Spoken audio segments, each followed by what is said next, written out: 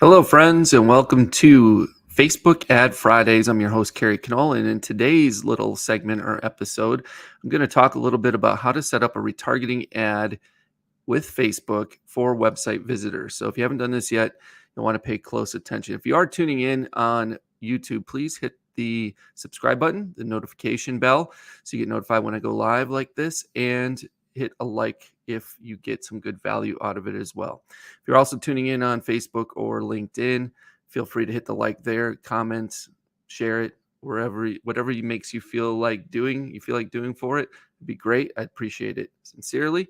So let's get started. So let me show you my audience manager. So this is audience manager inside of Facebook. This is business.facebook.com/ads manager/audiences.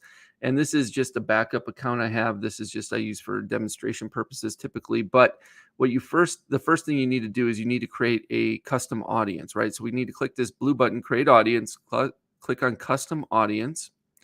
Then we need to click on website for our source because that's where we're going to build our traffic from. And then we need to pick our criteria, right? So we need to pick the fact of which pixel we want to utilize here, or where we want whatever pixels installed at whatever website we're using, right? So in this case, maybe I want to set this up for my growth hack mindset pixel. So I'll select that. Then we have all website visitors or people who visited specific web pages, visitors by time spent, right? And we can also do from your events, right? If people have made become leads or viewed content, you can select these different types of events as well. The one we want to focus on is people who visited specific web pages. So we're going to click on that. Now, the retention period for this is a maximum time frame of 180 days. So let's make it 180 days.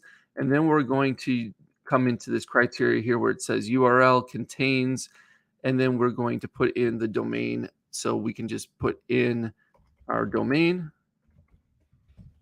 Don't need anything else. You can just put in the root domain. We don't need HTTPS or HTTP:// or www or any of that. We can just do the root domain. Contains is what we have here. If we wanted to make it more precise, we could do equals, and that would be just the root domain. I mean, not just the root domain, but whatever you put in here would have to be exact, right? So it could be a subfolder or a subdirectory or a subdomain, I should say. Any of that could happen as well if you change this contains to equals. After that, we can also refine by further. If we wanted to, we could do frequency or device, but we're going to leave it alone. And then we're just going to give it a name. So in this case, for this one, I would abbreviate my website here. So I'd probably call it GHM and then website visitors. And then I might also put in here the time frame. So I might put 365 before that and create the audience. And then after I do that, I'm going to click done. Now, the next thing I could do is I could create a lookalike audience from this audience if I wanted to. I could create another custom audience, and I could just skip a lot of the next steps. I'm going to it quickly by just clicking create an ad. I'm going to just show you the way I would normally do it. I'll just click done here. I'm going to go back to Ads Manager. And then what I will do here is I'm just going to reload this to make sure we have that new audience available to us inside of Ads Manager itself. And if you wanted to get to Ads Manager from the Audience Manager, you can click on this 3 bars here for all tools or the hamburger menu, and then click on Audiences, and that'll get you to, I'm sorry, not Audiences. Click on Ads Manager. We are in Audiences. Click on Ads Manager, and that will get you to this particular page here. So then from here, you want to just make sure you have the right ad account selected. In this case, I have my backup account. That's the one I want. I'm going to click the green button, Create. And then for a retargeting ad, you can do one of two things. You can either do a conversion ad for purchase event, or you can do just a traffic ad if you want.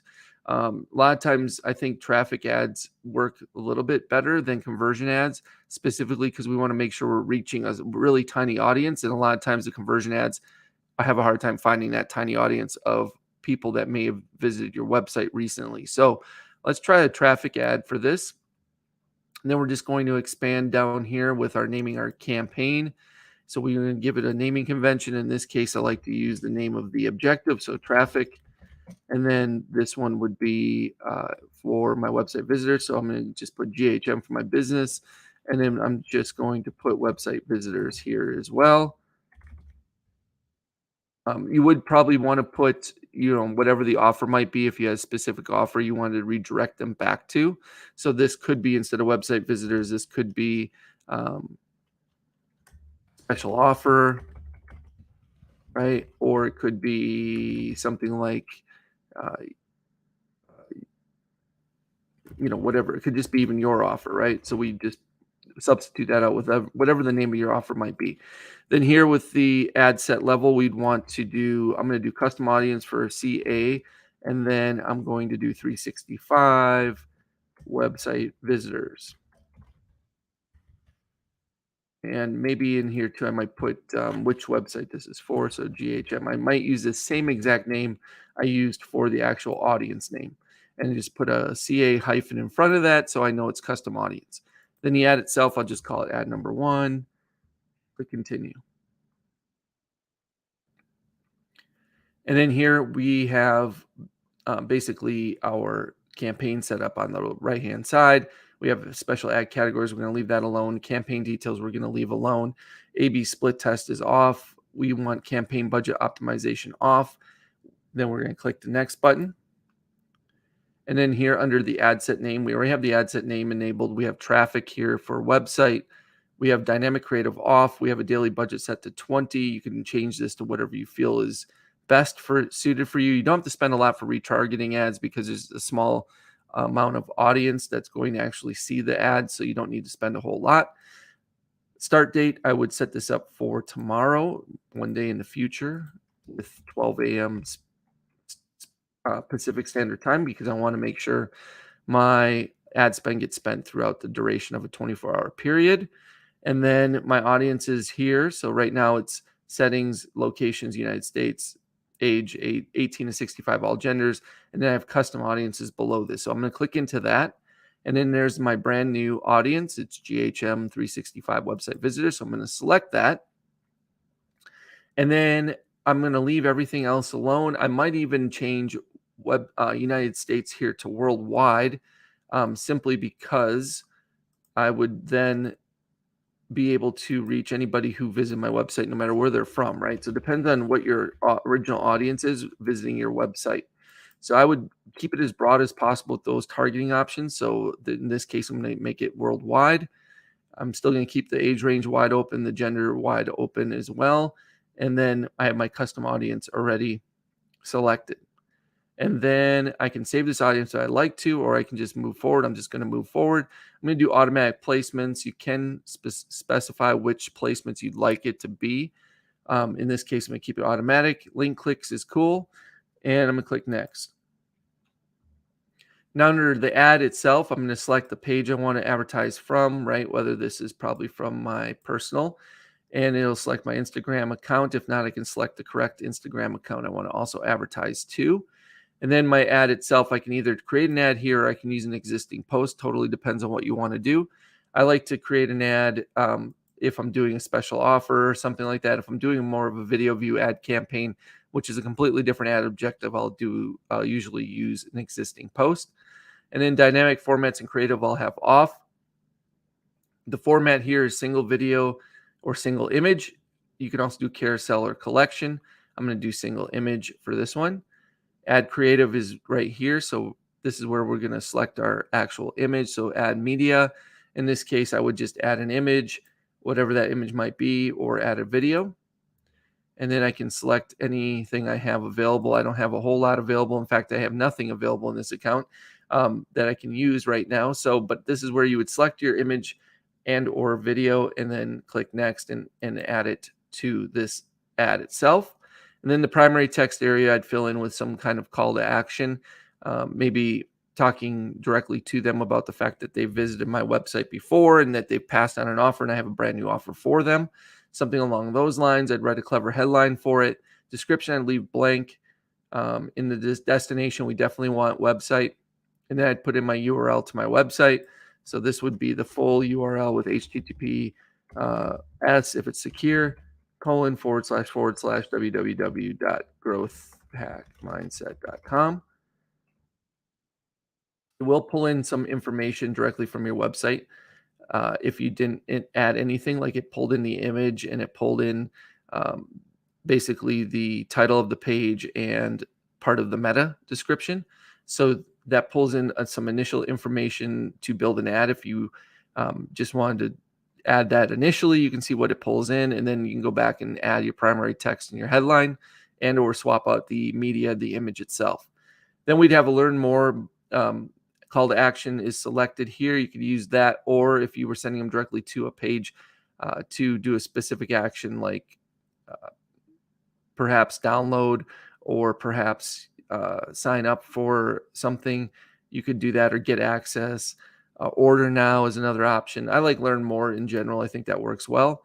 And then tracking is important. We want to make sure website events is checked off, and then the right pixel is selected. So if this was for my other business, Growth Hack Mindset, this would be the pixel I'd want enabled here. We don't need to worry about app events. And then we have the option at the bottom to set up a URL parameter if we so chose. In this case, I'm not going to do that. And this is it. So we click publish. This would send off and go through the review process with Facebook to get approved. And then once approved, it would start running tomorrow at 12 a.m. Pacific Standard Time. So this is how you set up a quick and easy retargeting ad. And of course, I'm just going to close this right now, come back to campaigns, and there you have it. So we're doing a traffic campaign objective for a retargeting ad.